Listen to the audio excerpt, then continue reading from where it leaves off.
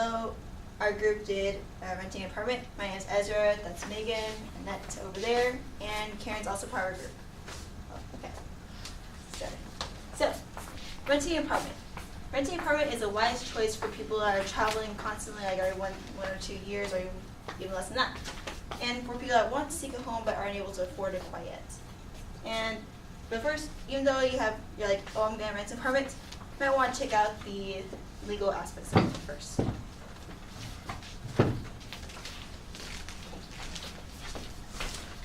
Leases.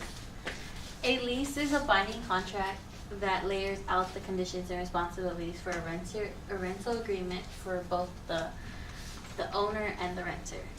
When you sign it's a contract that tells you who does what, who does this, and if it tells you when you pay or how much you have to pay and for how long you have to pay. Because a lease, it expires like a contract, so you have to sometimes renew it. But when you sign a lease, you have to make sure you read through everything because you don't know what you're signing up for. So, right. Co-signing. So, hold up. Co-signing with someone means that you would be sharing your financial responsibility with them.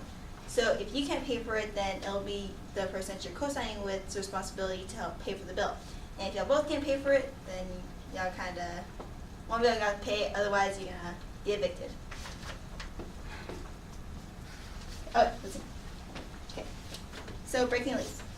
So each lease has its own set of rules and consequences that if it's broken, then you have to follow certain guidelines and stuff. So different methods of how to break a lease.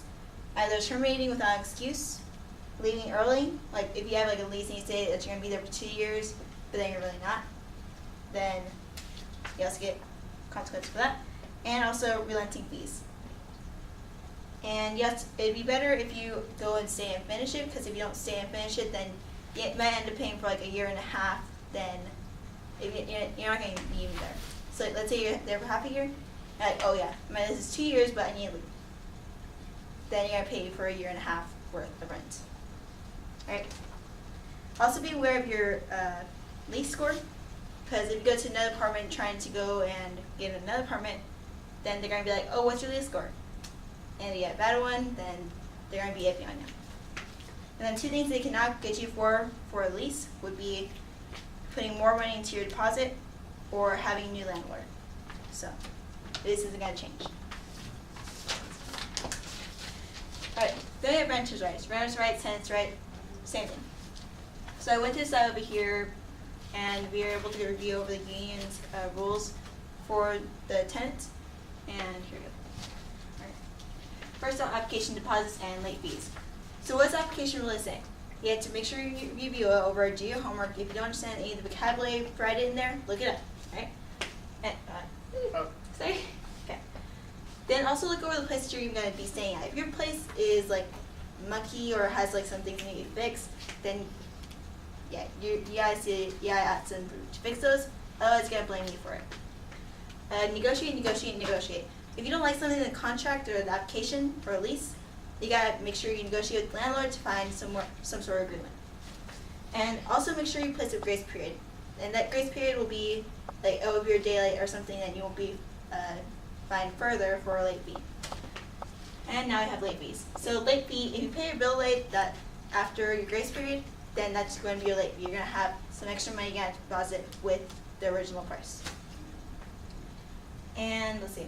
If you are late and it was discussed prior, but they still kick you out, like, okay. If you pay late, and according to your contract that you say, okay, I'm going to have some late fees, and they say it's okay, but then they kick you out because you have late fees, then you got to make a copy of your application, and then you can bring them to court. Alright, now you have discrimination and retaliation. So, according to the Federal Fair Housing Act, they cannot reject you because of your gender or your race.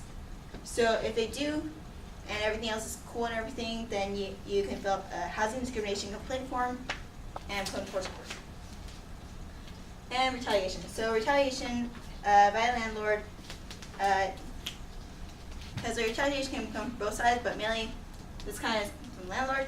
And if they just like kick you out or they make you do something that you don't really want to do, like pay more, and it cause you like threats, then it needs to be reported to be corrected.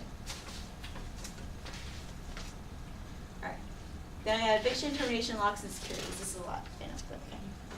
So the definition of eviction is a lawsuit filed by a landlord to remove persons and belongings from landlord's property. So if you're like missing bills or you're not following personal responsibilities like you were told that you're going to do in your application, then you can get evicted. Reason of termination, it's agreement from both parties. That means like, okay, you gotta go. All right, you can go. You're safe. End the lease. All right, your 2 years are over. You move out. Everything's good. Or one party breaks the rules. If one party breaks the rules of the application, then the tenant has the right to be able to terminate the contract, or the landlord, vice versa. Then we have securities. Automatically provided by the apartment, depending on where you're at. You have window latches, doorknobs with locks, sliding pin lock, keyless bolting device, and door viewer. And then if the lock needs fixing, you have to tell your landlord. And if you lose anything in your break-ins, that's when renter's insurance will come in. That we'll talk about later. Now to property, utilities, and privacy. So he can't really take up anything he wants. Like he can't just like come to you and say like, hey, I'm gonna take your door. But he's going to start doing things to where you guys start paying your bills, or you're not going you're with contracts. So he's gonna start, hey, you should do this.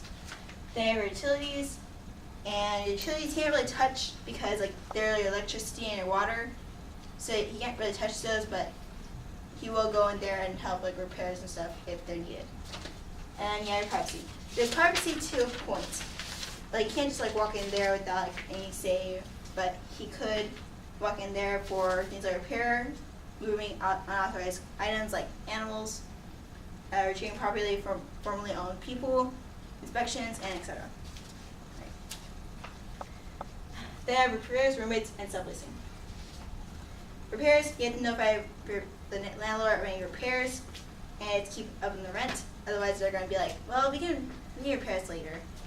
And the wait time is usually like 7 days or so, depending on what they need to repair. If they need to repair a door, otherwise you're going to get break-in, then they're going to repair it quick. Right? Damage from burning or unusual weather will be later, mainly because they have to wait on insurance. And then we have roommates. So you got to be careful with them. Because with them, like, sure, you're paying with each other, all right, and then all of a sudden one either leaves or gets mad, and like you're on your own with paying the whole deposit. So you gotta be careful. And yeah, subleasing. Subleasing is basically renting your apartment that you're renting from the landowner to someone else. So unless it's part of your application, then you're not allowed to do that. Okay.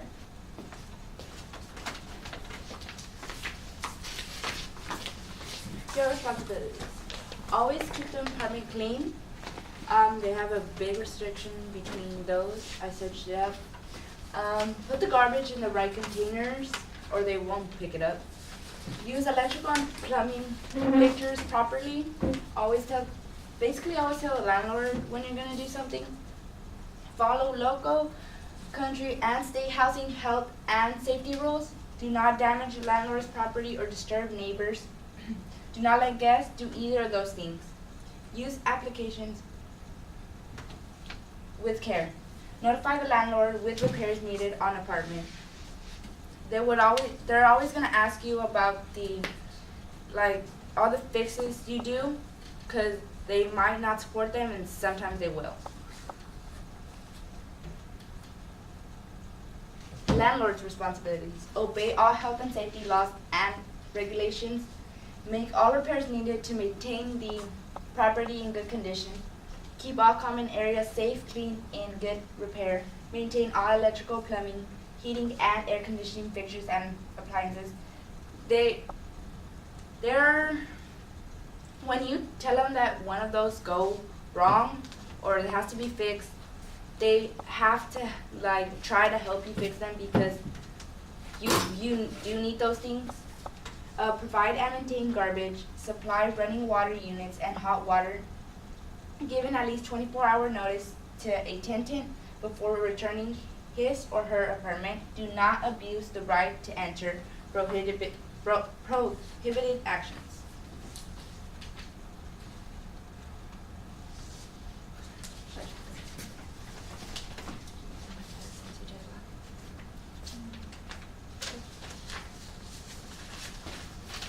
Okay, renters insurance. Basically a backup for you. It secures your property and will, if any needed repairs based on fire, water, or water damage. Covers mostly everything on the property. Replacement cost policy secures you to buy the same product without having to worry about the increased price. Good to get replacement cost policy. Cases involved. Insure bigger stuff separately. Don't expect to get full value for your computer back to you. In a non-auto case, if you're injured or destroyed property by accident, renter's insurance will pay for it.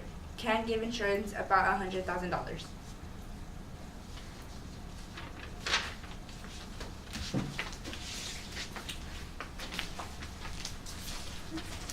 Security deposits. Landlords may require a security deposit that will be used to cover any unpaid rent or damages you cause, because sometimes if you're not home or if you don't have enough money for that month to take care of the problem, they can use your security deposit towards the problem. The landlord uses the security deposits for repairs he or she have to make. You have 30 days to receive the security deposit back. If you disagree with the deductions or you do not receive the security deposit, you may sue your landlord, because sometimes the landlords just want extra money so they can just have extra money, and sometimes they just find a way to take it out of anything possible. So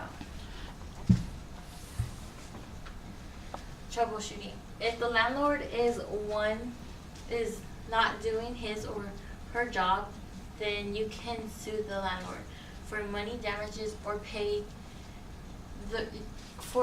you could pay your rent money to a clerk of courts. The clerk of courts will hold the money until they fix your repairs if you can't pay out of your lease. Never stop paying your rent. So it's like if you don't want to, if you told the landlord that he or she needed to fix something and they said, no, that's not our responsibility. Well, you just don't simply stop paying, because then, you're going to be out of a place, and that's not fair to you. So you pay the clerk of courts, and they hold the rent money, and you can still live there, and your landlord can't, evict you, and they have to fix it no matter what. So in conclusion, we have gone over today that renting an apartment includes some legal aspects, and you need to review over everything in your lease, and you also need to be aware of anything else that is included in renting an apartment. Thank you. Thank you.